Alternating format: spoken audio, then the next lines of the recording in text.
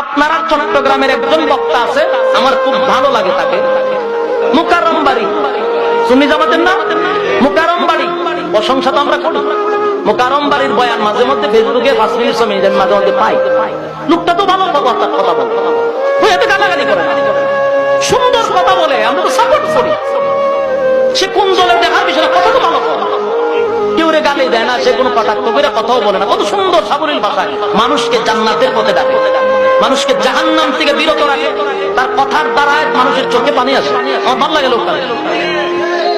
সুন্নি জামাতের লোক, সমস্যা কি? আমরা তো আহলে সুন্নাত ওয়াল জামাতের আকীদা। এখন সুন্নি সিনমন লাগে আমাদেরকে বিপদে বইরা, সে যত বেশি গাইলি তার বলে ফাক্কা সুন্নি। মুকাররম বাড়ির মতো হইতে পারছ না? এই লোকটা তো কত সুন্দর ওয়াজ করে, আমার খুব ভালো লাগে। আমি একদিন চিন্তা করতে সাক্ষাৎ করতাম যে না, তার কথার দ্বারা যুবকরা ফায়দা, অনেক যুবক তার কথার দ্বারা পরিবর্তন হইতেছে। ভালোটার তো ভালো বলতে হবে, অত্যন্ত ভালো মানুষ এবং ভালো বংশের ছেলে, আমার মনে হয় ভালো বংশের ছেলে 100%। এখানে অনেকে সংসার চালায় আছে না? কামানেওয়ালা কয়জন? খানেওয়ালা কয়জন? জোরে বলতে হবে, খানেওয়ালা কয়জন?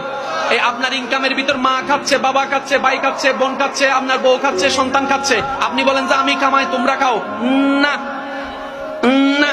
এখন আপনি কইবেন কি তারে হুজুর না কন? আমি কই শুনেন, কেউ কারোটা খাইতে পারে না, জাজ্জারটা সে খায়। জাজ্জারটা জাজ্জারটা আপনি বলবেন যে ভাইয়া আমি নিজে কামাই, পকেটের থেকে আমি খরচ করি, আমি খাওয়াই।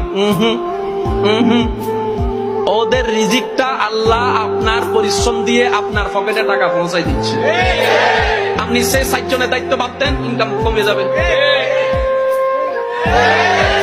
আল্লাহ পাক বলে যে আমি খাওয়াই, যে তোরা কেউ কাউরে খাওয়াস না। তুই বাবা উসিলা, তুই স্বামী উসিলা, তুই বড় ভাই উসিলা, খাওয়াই আমি আমার বান্দারে, তোরে মাধ্যম করছি। কারণ তুই যদি এখানে একটু টেকনিক খেলতে পারস, তাহলে তোর তুই জগতে লাভ হবে। তুই যদি এতটুকু বলস আমি আমার বউকে খাওয়াই না, আমার আল্লাহর বান্দিকে খাওয়াই, আমি আমার মাকে খাওয়াই না, আমার বাপকে খাওয়াই না, আমি আমার আল্লাহর হুকুম পালন করছি, তাহলে আমি আল্লাহ তোর রিজিকের মধ্যে আরো বরকত দিব। মানজা বিল হাসানাতে ফালাহু আশরু আমসালিহা। চিৎকার দিয়ে বলেন সুবহানাল্লাহ।